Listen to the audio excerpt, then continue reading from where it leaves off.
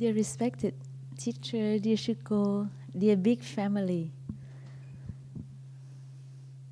you know, the sisters here, we are very excited for this week, for the next 2 weeks, when we will celebrate Christmas and New Year with you all. I remember the first year when I stayed in Plum Village, when I became a nun. And I was so surprised to see how we celebrated Christmas, because I thought that, okay, I'm going to become a nun, I'm going to stay in a monastery, and I will only practice morning to evening. And when Christmas came and I saw all that happened, I was very surprised and very happy. I enjoyed the celebration with so much joy and surprise. And I'm very touched to see you all who are here with us, who come here to spend this special season with us. And other sisters and long-term friends, we are trying our best to make your week, your time, the best time of the year for you, the best time of your life. We are trying our best. And this morning I was very touched when I heard the text, when the sister read again the text. It's a section of our teacher's Dharma talk, our teacher's teachings in the past during this season. And this time of the year is the time when all of us, we want to go home and to enjoy the atmosphere, the cozy, warm atmosphere.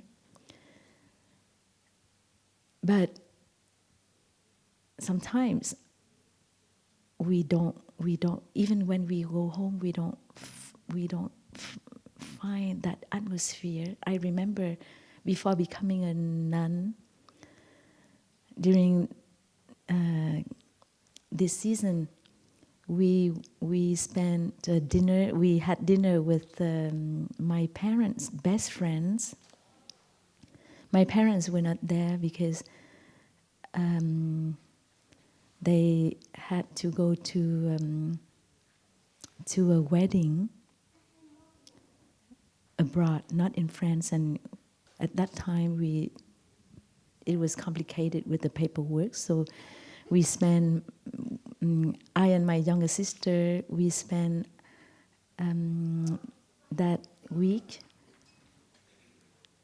at our parents' best friends, and we saw that the parents and our friends, they prepared a dinner with all their hearts, and everything was so beautiful. The food was delicious, and I remembered the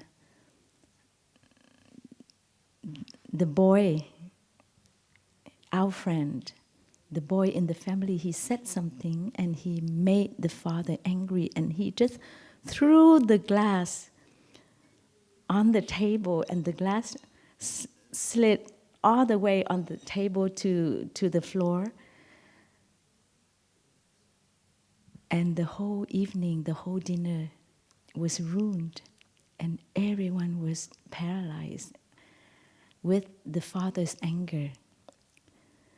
And I remember from time to time like that, in the family and in the circle of friends, things happen like that. We prepare, we put all our heart, we wait for that dinner, for that evening, for the family reunion. And everyone was excited. We were expecting for a beautiful gathering, and then just some anger that came up and it ruined everything. And the young people, many young people, when we grow up and then we want to be different from the parents, different from the adults, and we want to get married, to build a family, and we say that, many young people say that, okay, I will build a beautiful family and we will be different. But I see my friends, somehow they repeat the same thing. It's like a circle, and people turn around in the circle. And like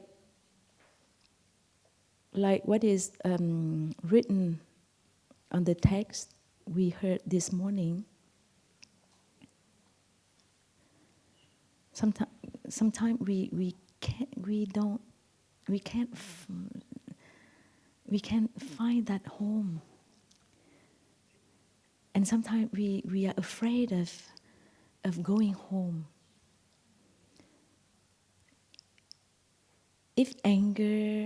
If the habit of anger is still there, we are very afraid of. Some of my family members are like that. They are very afraid of family reunion during this time. They can predict anger or something like that. And the true home, we have the feeling that we can't find it.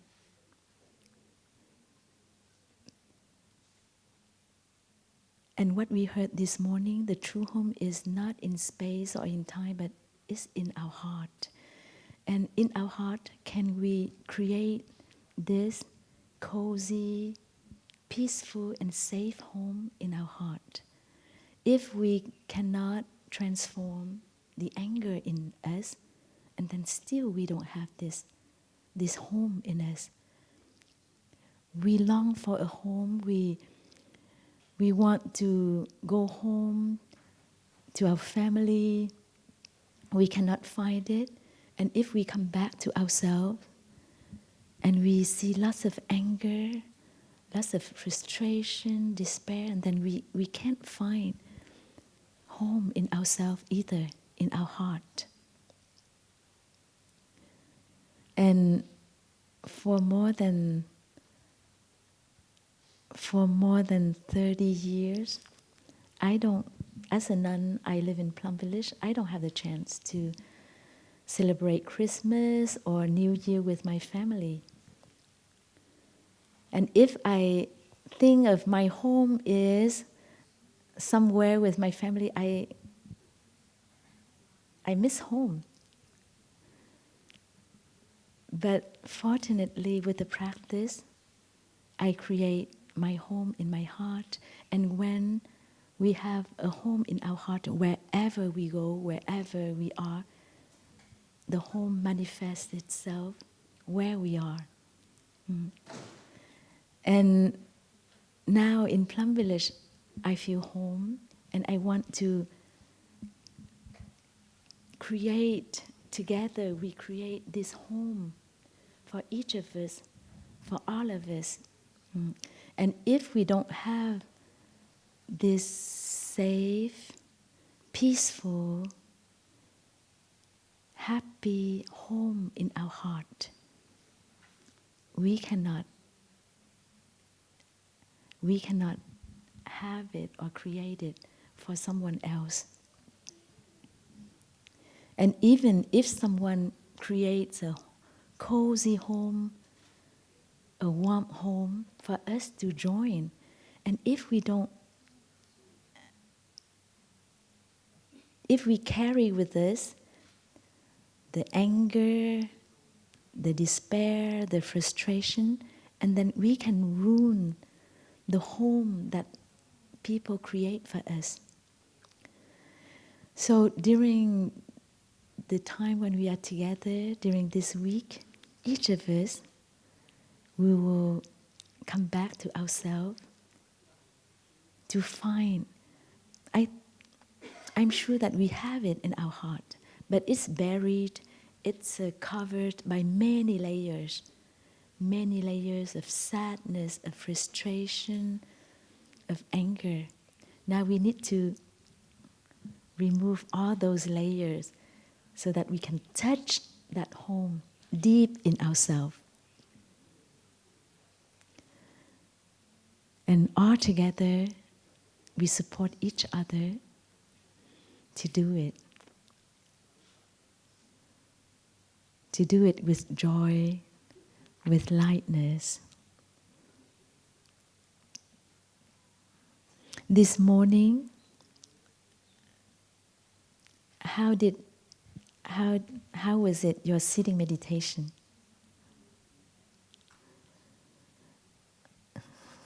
I see a big smile.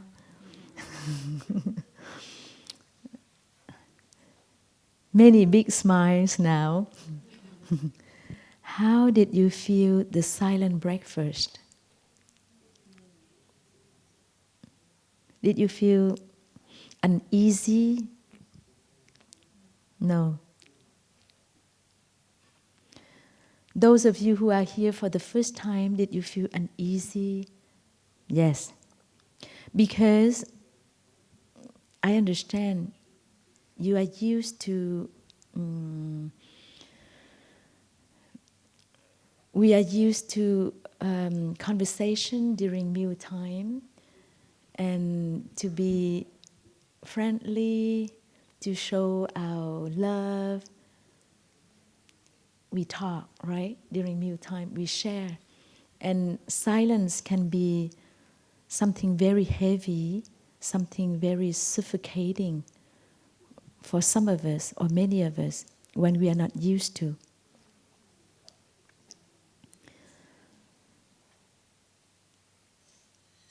And did you have, any of you, did you have the experience when you went shopping or you went to a place that there's constant noise, there's always noise, and then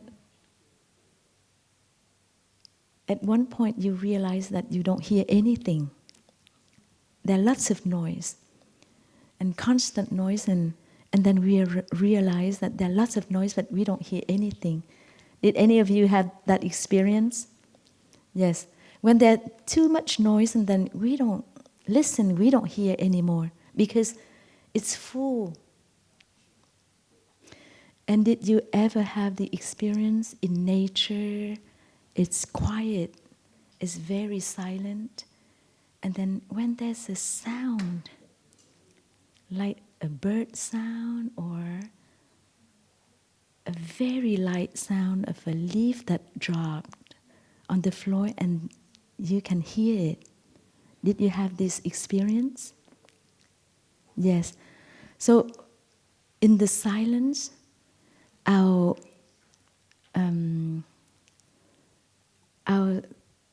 sense organs are more sensitive and we can hear more. We can hear very soft sounds, very gentle sounds. All the six senses are open and more sensitive.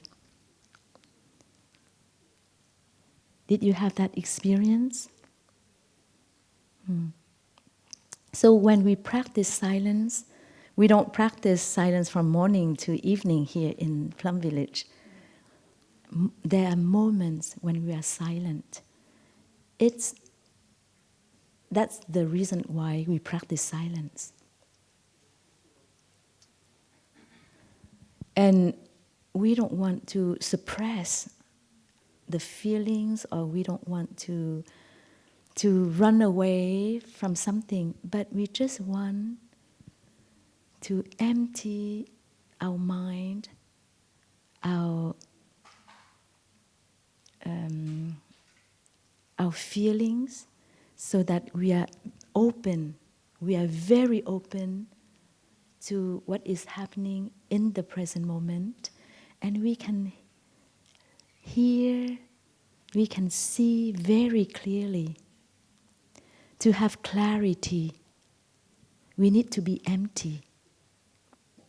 If we are too full, we can't see, we can't hear.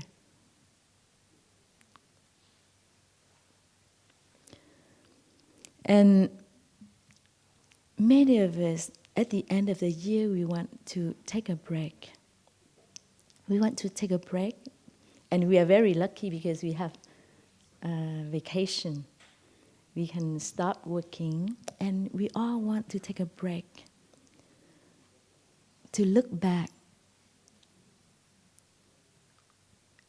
at this year, what has happened. This year, is it a happy year for us? Are we happy? Did you ask that question to yourself? How it has been this year? We're going to start a new year. What do we want our new year to be? Do we want it to be like this year? Or we have some wish for the new year? And to look at this question, to contemplate, we need clarity. And one factor, important factor for clarity is silence. We need some silence, some emptiness to see clearly, to contemplate clearly. What do we want for next year, for the new year? And during meal times, in the evening, during the walking meditation, when we wash the dishes, we practice silence. And what do we do during this silence? We come back to ourselves and enjoy our breathing. Like this morning, Sister Tai Nghiem showed us how to do. Breathing in. I know I'm breathing in. I'm aware of my in-breath. Breathing out. I know I'm breathing out. I'm aware of my out-breath. Just a simple fact that we are aware of our breathing. This simple fact allows us to come back to ourselves, like some of you have said that you come here because you want to come back to yourself. We breathe all the time since our birth. We breathe all the time. And how many times and how long are we aware of our breathing?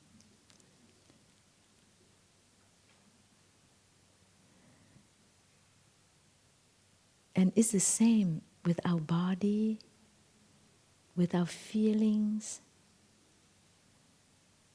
with our thoughts. Are we aware of them? If we want clarity, we need to be aware of all these things in us. And more at work, at school, in the society, we always have a phone. We are always in front of a screen. And sometimes we are completely absorbed by all those devices. And it's very easy to forget ourselves, to forget our breath, to forget our body. And this week, we can put our phone aside. We want to live with ourselves. We want to be with ourselves. This is the time when we can take care of ourselves. It's vacation. We don't need to work. But I know that some of you may have to check emails and texts. Okay, you can limit the time to use your phone because the whole year you have worked. We have worked, we have done many things, hundreds, millions of things for work, for the others. And this is the time for us to take care of ourselves. Let's put aside our phone. Someone, yesterday evening, Sister Tao Nghiem said that you can put on airplane mode.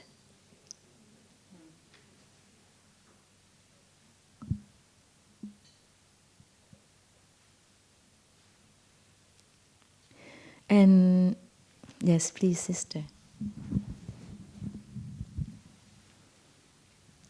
Now, breathing in, we are aware of our in-breath and out-breath. We are aware of our body, and we relax.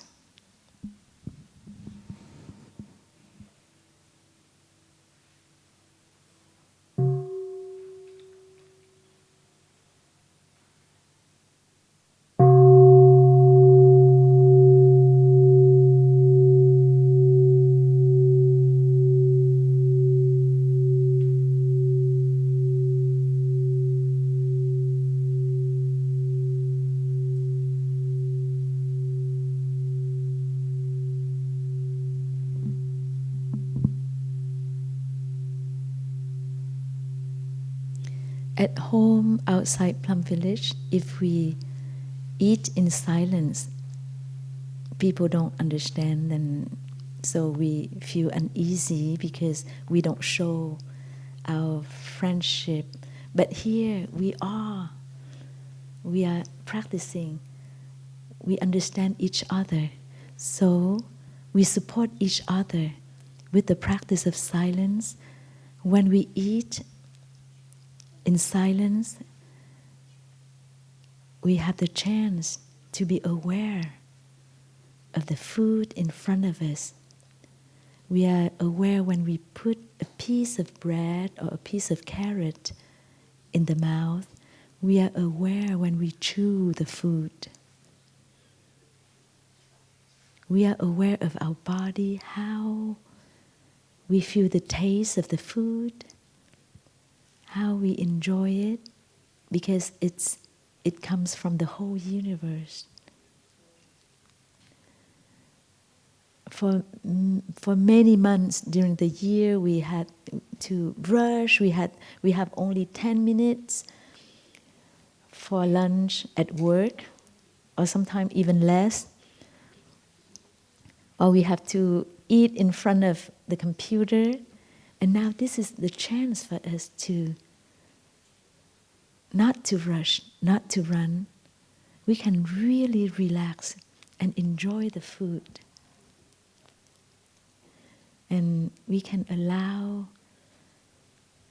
our sense organs to observe, to see clearly what it is. It's not only a piece of carrot, but it's the fruit of the whole universe. And then lots of work from the farmers. You know, we live in the countryside, and we know that there are less and less farmers. There are less and less people who work in the farms, in the orchards, and we really treasure the presence of those farmers. We really treasure the vegetables. We see how hard, we see the hard work. Last evening, with a sister, I brought some names as a Christmas gift to our neighbors. It was dark. It was very cold. And we all were in the dining hall to enjoy our meal, but the farmers, they were still outside working in the cold. And when we take time, I know that at work you cannot take as much time like in Plum Village, but this is the opportunity for us to really to relax and take time and see really what makes that piece of carrot. And when we see it, we really treasure, we enjoy, we chew it with appreciation, with gratitude. And only with the silence we can see it, we can feel it. And at lunch today, after we serve our food, we will sit down together, and a sister will invite the sounds of the bell and read the 5 contemplations. And all together, we contemplate, and then we eat together in silence. And the contemplation continue during our meal. And when we eat like that, not only we nourish our body, we also nourish our mind. We don't think of the past. We don't let worries and sadness to invade us, but we enjoy the food and we have gratitude, we have joy, we feel love during that meal. And you see how you can nourish your body and mind. After such a meal, you feel renewed. You feel lots of energy after such a meal.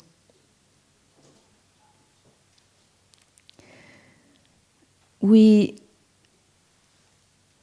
don't allow the habit of thinking all the time, and our teacher called it a non-stop radio station. If we eat and then we think, we continue to think of many things. We think of work, we think of that family member who was so mean to me, and then we don't eat the food, we don't nourish our body and mind, but we allow anger or frustration to come in our body, in our mind, and we allow the toxin come in our body and our mind. But when we eat in mindfulness, being aware of the food, of the source of the food, being aware of our friends around us, we get all the new nutrition from the food, and also we water all the good seeds in us, gratitude, love, joy. And that is why a meal is considered in Plum Village as a session of meditation, a session of practice of mindfulness. And everything we do during the day is the practice of meditation, practice of mindfulness. It's not only in this meditation hall. And same thing when we chop vegetables or we wash the pots, or when we set up this meditation hall. I remember in our family when it was time to do the dishes, and then nobody want to do it, and then you do it. No, I did yesterday. Now it's your turn to do it, because we see it as a work, hard work. But if we wash the dishes, enjoying the warm water, enjoying our hands, our skillful hands. We can do whatever we like with our hands. We have soap, and we wash the dishes like we are washing our mind. There's a short poem that our teacher wrote. When we wash our dishes, we are also washing a baby Buddha in us. We are cultivating mindfulness in us. We are cultivating concentration and deep vision, insight in us. That is why we are washing a baby Buddha in us. In each of us, we have a baby Buddha.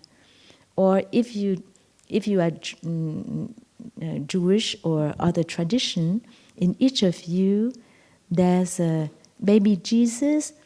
There's an awakened person, a holy person in each of us. And when we wash our dishes or when we clean the toilet in mindfulness, we are not cleaning the toilet.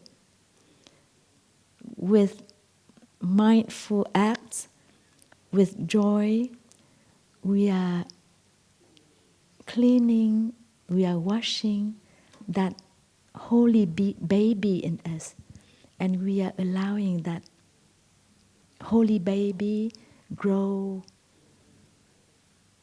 grow in us. And when we transform a very casual act in our daily life into a spiritual act, and it becomes completely different. And how do we transform it into a spiritual act? With our mindful breathing, with awareness, our body and mind together in the present moment. And when we, each of us, we are in a family, and each family has a responsibility, or you can call une tâche, a chore. You just take care, your family just take care of one thing, the other things, the other chores, other family take care for you. So you don't need to do everything. At home, you need to do everything, right? Here, you just do one thing, and the other families take care of the rest. And when we take care of that chore mindfully, with joy, with happiness, and everything in the community is taken care of with joy, and together we make this retreat happen with joy. And my family takes care of the toilet. And yesterday evening, I told my family, don't be scared when you hear that we take care of the toilet. Actually, we have only one toilet over there, and almost in all retreats, I take care of a family who takes care of the toilet. And in the past, I see that my families were happy because after cleaning the toilet, we still have some free time. It's not lots of work because it's just a toilet block. And this is a very important place for all of us. I remember when I go somewhere, and if that place has a clean toilet, I know that I will be happy. I feel at home right away at that place. But if the toilet is not clean, I'm not at ease. So our family can make people happy and at ease and at home here in Plum Village. And each of us if we are mindful when we use the bathroom, just a very small act, we can keep that place. In French, the French people call it salle d'aisance, c'est ça? The room of ease. In French, they call the toilet room of ease, right? So, just with mindfulness, just a small act, we can make every place here as room at ease, room of ease for us. And we feel home. Wherever we are, we feel pleasant.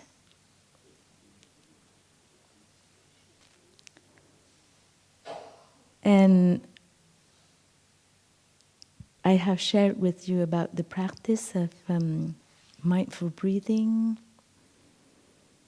but we always forget. I know, I always forget. And that is why our teacher is very skillful. He set up right away the practice of listening to the bell. Whenever we hear a sound of the bell or the clock chime, we all stop. And we just come back to ourselves, to our mindful breathing, to enjoy it, to be aware of our body, of our mind, to relax. Can you invite one sound?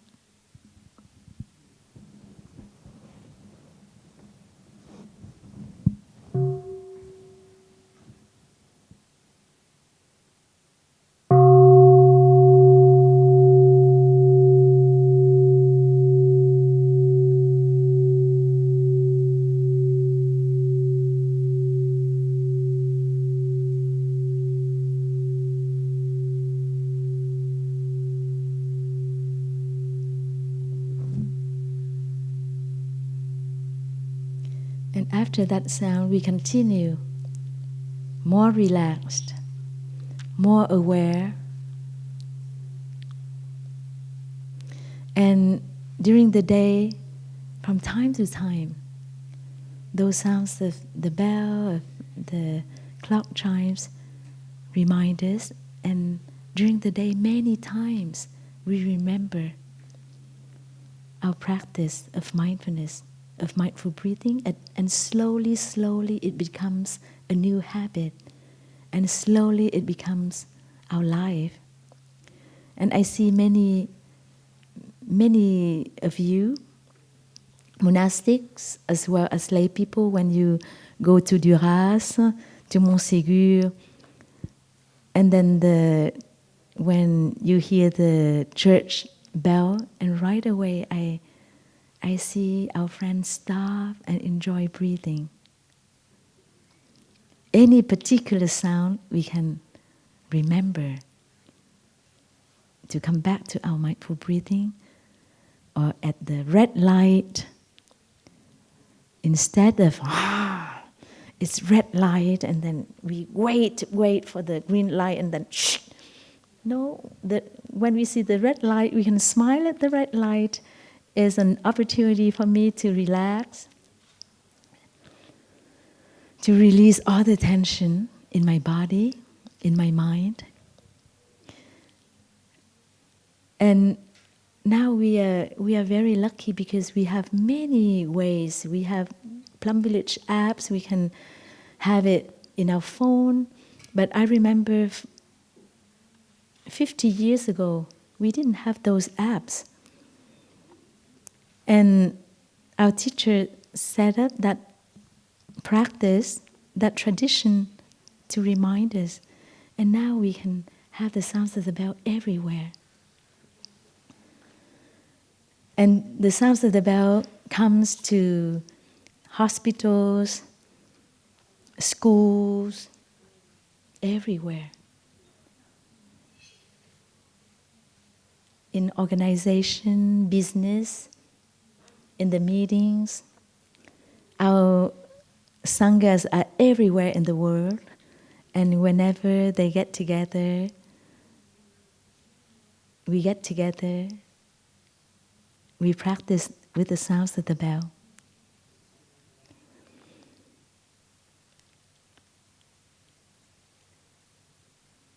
And there's one exception. In the evening at 7 p.m., a sister will invite the temple bell, and she invites this bell for 5 or 10 minutes. 10 minutes. In our tradition, we invite it for half an hour, but we don't want to bother our neighbors, you know. Our tradition is to invite it early in the morning to wake up everyone, and then the first year in the new Hamlet, we woke our neighbors up, so we stopped. Now we only invite 10 minutes at 7 p.m. every day. And the first 7 sounds, we stop and breathe, and after that, the sister will continue to chant and to invite more sounds for 10 minutes. So after the first 7 sounds, we can continue to do things, to talk. We don't need to stop at every sound. So this is the only exception. But otherwise, the sounds of this bell or the clock chimes, every time we hear it, we remember to stop and to come back to our breathing. And if you really pay attention, you will see sometimes you don't really stop. Because everyone around you stops, so you have to stop. You cannot to continue to do things or to speak, so you have to stop. But if you pay attention, you will see you stop, but you continue to think. You don't really stop. Because it's not easy to stop. And in meditation, the first element in meditation is to stop. And then the second element is to look deeply. And if you cannot stop, you cannot look deeply. If you cannot stop, what you do is to be carried away by a current of thoughts, a flow of thoughts. But you are not master of yourself. You don't have sovereignty.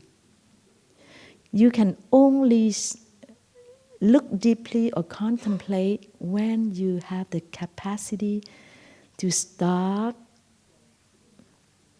and not to be carried away by strong emotions, by thoughts, by desire, by whatever. And when you listen to the sound of the bell, you can see your capacity to stop. At the beginning, you still continue to think, and then, okay, everyone stops, so okay, I stop.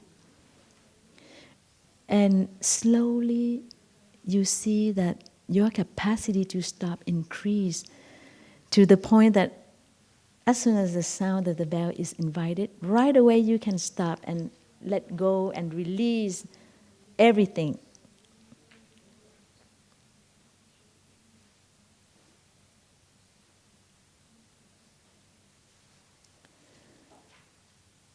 If you don't have the capacity to stop, you cannot transform your anger, because anger is a very strong energy. A very strong energy. And if you don't have sovereignty, if you don't have the capacity to stop in order to calm your body, to calm your strong emotions, and then it's very difficult for you. So the practice of listening to the sound of the bell is very simple. It doesn't take long. But if you practice really deeply, you see the effect. One time in the dining hall, I was very angry with a sister of mine, and I was going to quarrel with her and use harsh words. And suddenly the clock chimed, and I had to stop like everybody else. It was noon, so there were 12 sounds. At the beginning, I couldn't stop. I still thought, and then I looked at the the clock. 12, okay. I can't wait, so okay, I breathe. I couldn't wait, so I had to breathe, like everyone else. And at the end, I opened my eyes and I could see that my anger, my emotions calmed down just within a few seconds. And then I looked at her and I thought, wow, she didn't know anything. She didn't know anything, but I was so happy because if I said some harsh words and quarrel with her, and then it will take lots of time for me to practice beginning anew with her later, to say sorry, and then we will have to spend an hour and a half to sit down and explain why I was angry and I'm sorry. Just a few seconds to listen to the sound of the bell, and I saved an hour and a half for beginning anew. So don't think that it's a waste of time. It can save lots of time.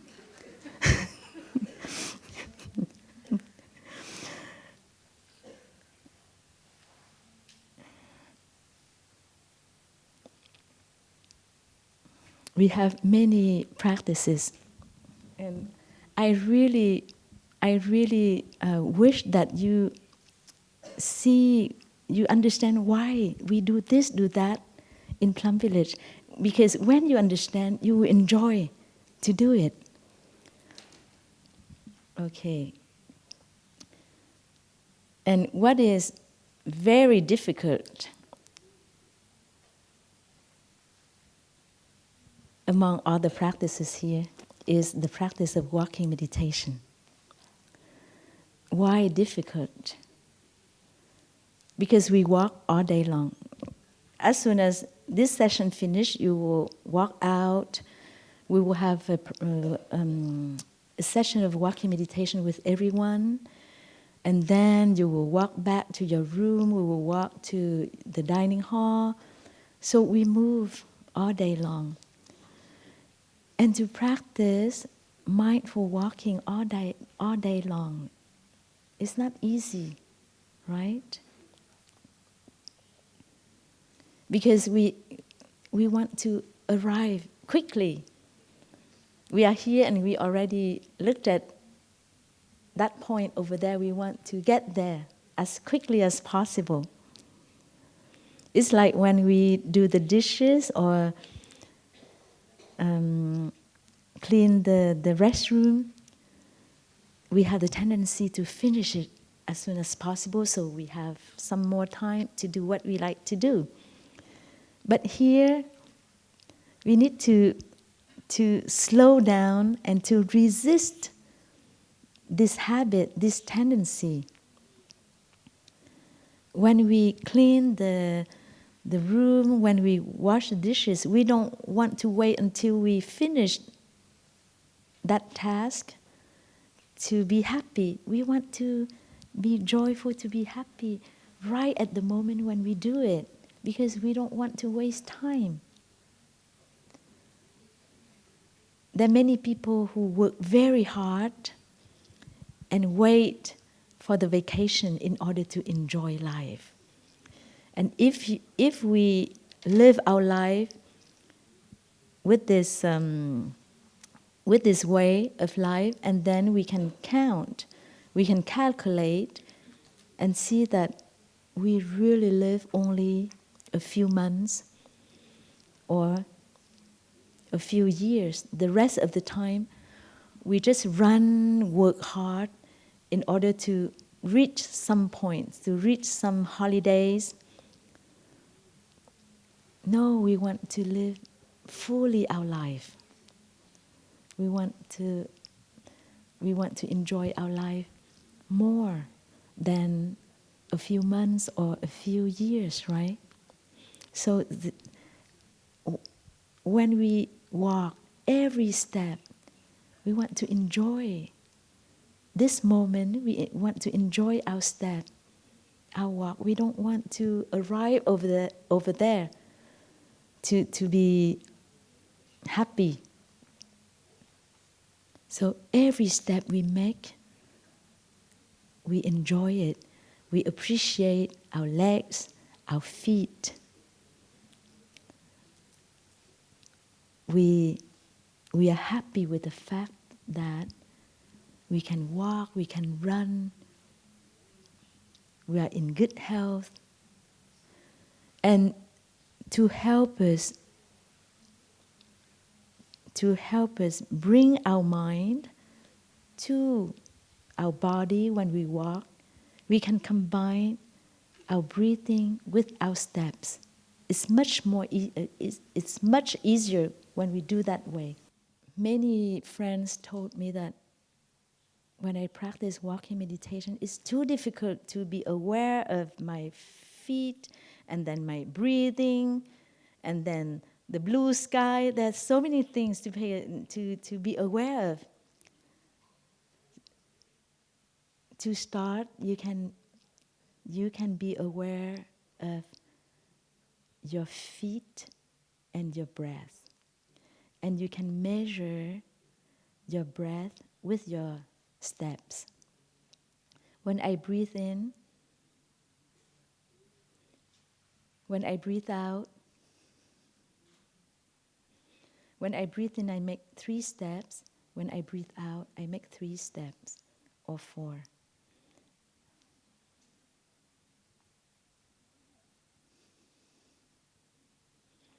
When I walk like this, I can be aware of my feet and my breath. And there's no way for my mind to go back to the past or to run to the future. I'm really 100% here. I live 100% this moment. And I can feel my legs, I can feel my feet, and I'm happy with my movement. And you can walk more slowly or faster according to your pace. When we all walk together with the community, we slow down to make it easier for everyone. But when we walk alone from one place to another, you can walk naturally the way you walk. But you are aware of your step, your breath, and you don't allow stress, worries, anger, you don't allow them to take control of you. And when you walk like that, at the same time, you can allow your body and mind to take a break, to rest, to relax. With a half smile, you allow your face to relax and also your whole body to relax. Sometimes we are tense and stressed, and we don't know that our face shows it. It's very tensed. But when we remember to smile lightly, and then we can feel right away that we relax. Not only our body relaxes, but our mind. And body and mind are together. Sometimes we start with, when we remember, I want to relax, and then you can relax your body. But sometimes you start with a smile, and then you can feel it. You can feel that your body your shoulders, your mind are more relaxed. So just a small gesture of your body, and it affects the whole body and your mind. Okay, let's observe our face now. You can try. If you can close your eyes and make and smile a little bit. You don't need to give a big smile. Just smile a little bit.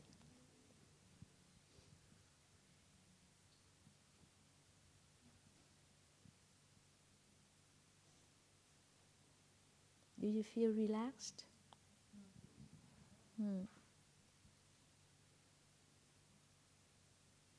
So when we walk, just put down all the worries, all the fear. Just be aware of your body and mind and smile. And this is how you take care of yourself, how you come back to yourself and take care of yourself. And you don't need more time to do it. You don't need to spend 2 hours of sitting meditation every day. If you remember to practice it, you can do it at any time during the day. And you don't. I know that you are very busy. When you go home, you don't have much time. But if you walk this way, you can integrate the practice of meditation, of mindfulness, in every act you do, and you don't need more time. But you will save much more time.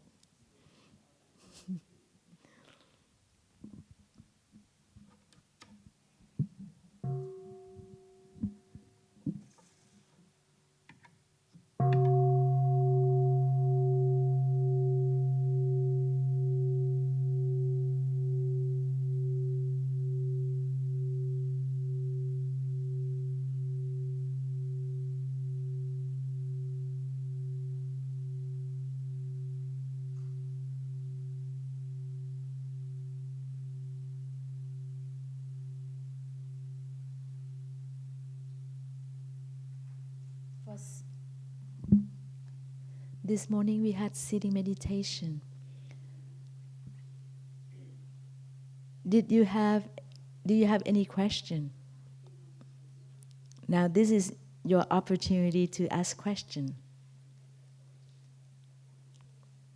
First of all, you need to find the most comfortable posture for your body. You can sit on a chair or you can sit on a cushion, cross legs. You can sit cross-legged in a lotus posture or half lotus posture, or Japanese in a Japanese way. The Japanese way, very easy.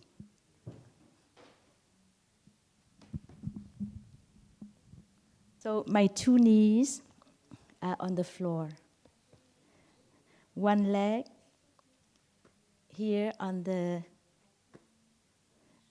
1 foot on the leg, the 2 knees on the floor,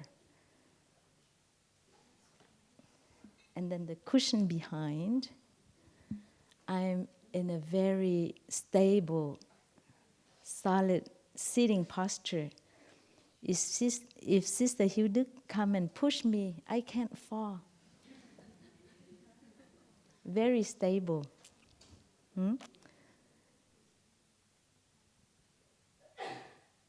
The most important thing is to listen to your body. Sometimes you need a higher cushion or a lower cushion.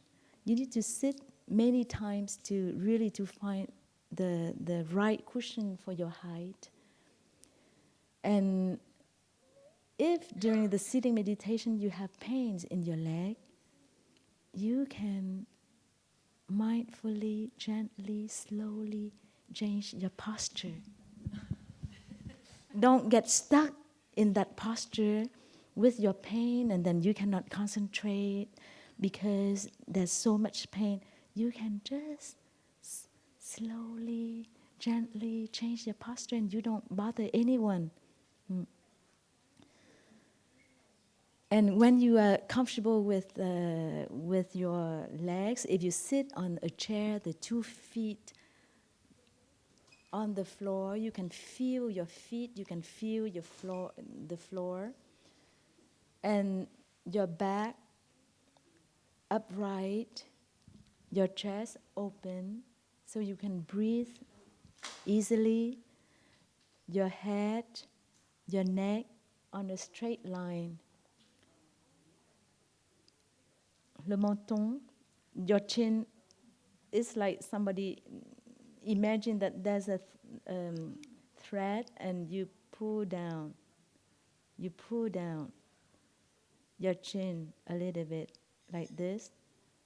And this way, your neck, your head, your spine on a straight line. And relax, especially your shoulders. When you are comfortable with your body, you make your mind comfortable. When you have pain, when you cannot breathe, and then your mind right away is affected by the feeling, the uncomfortable feeling, and then you have to deal with this uncomfortable feeling. So allow yourself to find a comfortable sitting posture for your body.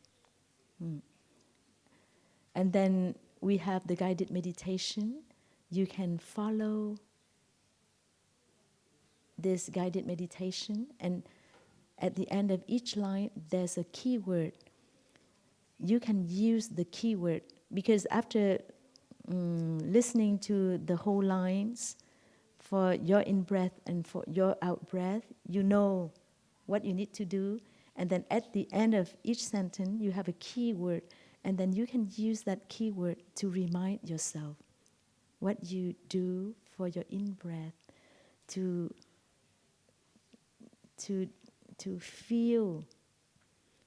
feel it, not just to repeat the words, but really to feel.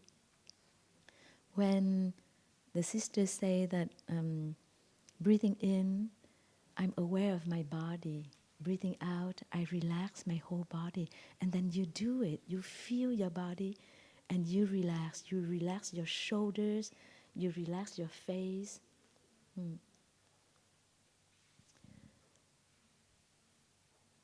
Anyone has any question for sitting meditation?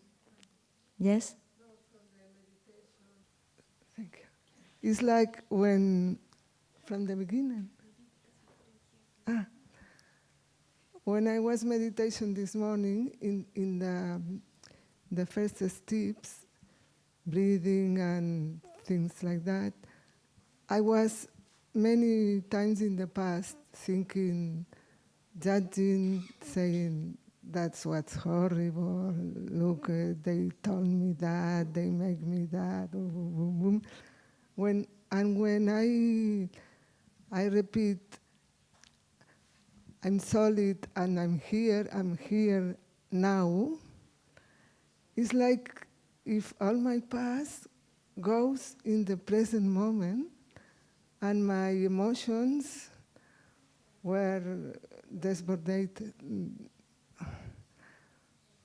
It was a sensation very strange because I noticed that I'm here, but my past also is here, but is not here. I don't understand this, why, what happened. And did you feel your breath? Yes. Sometimes we in the sitting meditation, we are present, 20% present, or 50%, of 70%. And the past also come to us. And so what I mentioned was about stopping. When our mindfulness is not very solid, our capacity of stopping is not strong either. So even though we follow the guided meditation, but we can do it maybe 20% or 40%. And the more we do, if we continue to do it, then the energy of mindfulness is more strong, is stronger. And then our capacity to stop is stronger. And but it's very good already to you can be aware of what's going on. Is the first step. You see what's going on, and then next time you continue to do it, and then you will see the difference. Continue to do it. And every time you practice guided meditation or sitting meditation, you are strengthening, you are cultivating your energy of mindfulness, of concentration. And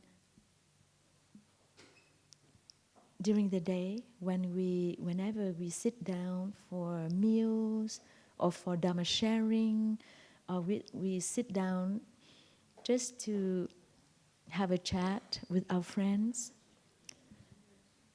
as soon as we sit down, we practice to sit still, to be aware of our body.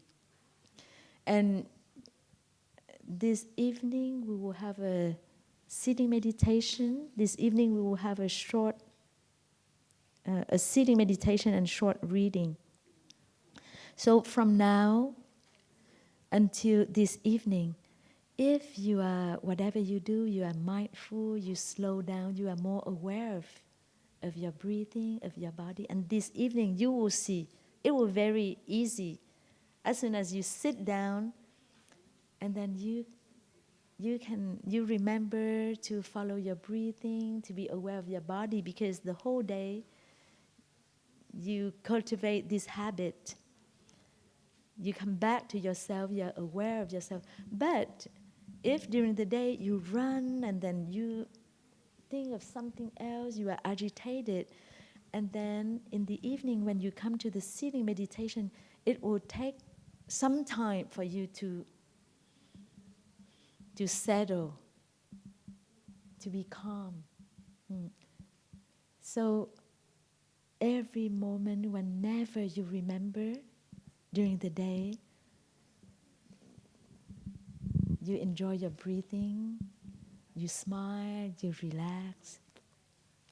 Whenever you remember. Or whenever you hear the sounds of the bell, you are reminded. I check with the schedule to see if I've shared everything with you. For the 3 meals, at breakfast, the whole breakfast, we enjoy it in silence, and then we wash our dishes in silence, and after that, we start the period of talking of the day. Yes, please, you have a question. Yeah, I have a question about breathing. About? About breathing. Breathing. Breathing, Yeah, yes. the breath.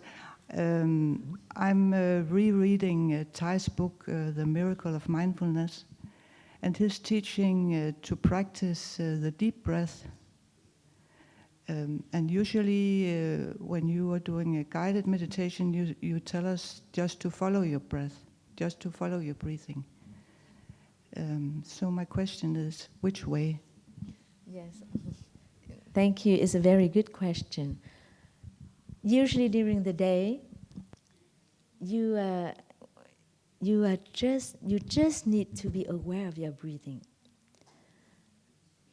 You don't need to force your breath. You don't need to make it longer. You just breathe the way you breathe without intervention. But you will, if you stay with your breath, with your breathing for a while, you will notice that at the beginning of your sitting meditation, when you walk and then you come here, you sit down, and then at the beginning you can feel that your breaths are quite quick because you were moving before, sitting down. But after a while, you notice that your breaths are more calm. Naturally, they calm down. Naturally, they get longer, they get deeper because you sit still. When you sit still, your body calms down. And your breathing is part of your body. Your breathing is part of your lungs, of your nervous system, of your abdomen. So it's part of your body. And when your body sits still, it calms down. So your breath also calms down. When you get angry, you are shaken, your breath is also very quick. And I remember before becoming a nun, before practicing mindfulness, I went to school and we play theater. And before we went on stage, I was very nervous. I was very nervous and scared. And my teacher always reminded me, okay, take 3 long breaths before you go on stage. And I remember my piano teacher also told me the same thing when I made so many mistakes. And then she told me, okay, stop. Stop everything. And then make 3 deep breaths. And then start again. You know, for this case, for certain cases, you can make 3 deep breaths. Or when you have a strong emotion that comes up and you feel suffocated here, this moment you need to make deep breaths, more than 3, maybe 10 or 20. And you feel your belly. We call belly breathing. To calm down this strong emotion quickly. You can do it, but during the whole day, you cannot breathe like that the whole day, right? So for certain moments, important moments, that you urgently, you need to calm your emotions down, and then you can make deep breaths, and you can put your hand on your belly, and then it really regulates, it can regulate your nervous system. And I just remember that we have a nurse, a Sash Pham here, and she must know very well those breathing techniques in critical moments, right?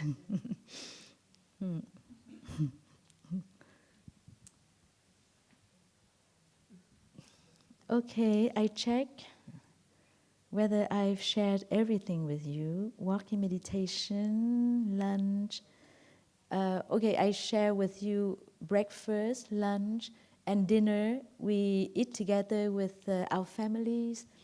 We will invite the bell and read the 5 contemplations, and 15 or 20 minutes later, the sister in your family or the volunteer will invite 2 sounds of the bell, and then you start your conversation.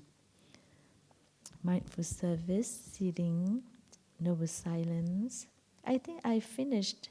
I've explained all the practices here. And for Dharma sharing, each of the group, your group, you will have more explanations about Dharma sharing. It's going to be time for walking meditation.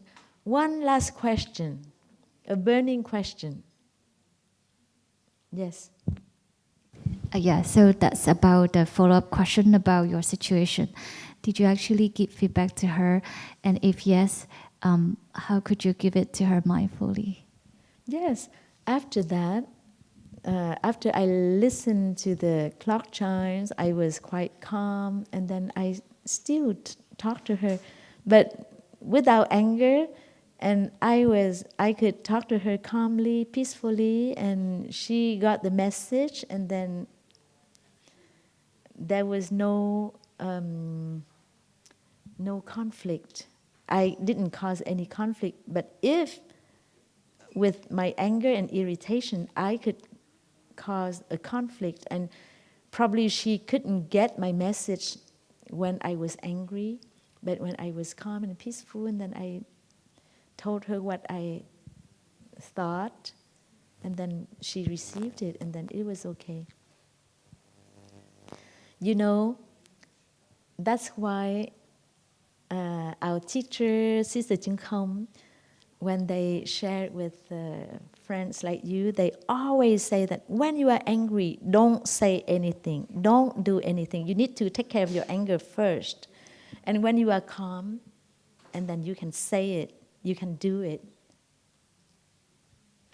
And you know, my elder sister Ching Khong, 3 years ago, she just came back from Vietnam with us after our teacher's passing. And we were pushing her on the wheelchair, and a man ran after her. He ran after her, and he went to her, and he said, Sister Ching Khong, thank you, thank you. And he was so happy to see Sister Ching Khong again.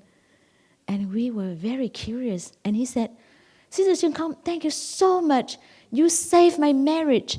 You know, many years ago, you gave a talk, and I just remember one sentence of yours. You said that when you are angry, don't show your ugly face. And I did it to my wife, and we saved our marriage. You know, especially for young, beautiful women like you, usually, I was a young woman too, I know. And sometimes we want to make up, we want to be beautiful, but we forget that when we are angry, we are very ugly. And, and if we show our face, what's the use to use makeup, to spend money for makeup and things like that? And the best makeup is, if you are angry, you transform your anger. And the best facial cream is total relaxation with your face. This afternoon, you will have a session of total relaxation. You will see you are mindful of your face, and you relax each part of your face. You release all the tension. And I always say to my friends that it's the best facial cream. Thank you so much for your listening, for your questions, for your beautiful presence. I'm very happy to be with you all for this week. Now we listen to 3 sounds of the bell to really enjoy our breathing, okay?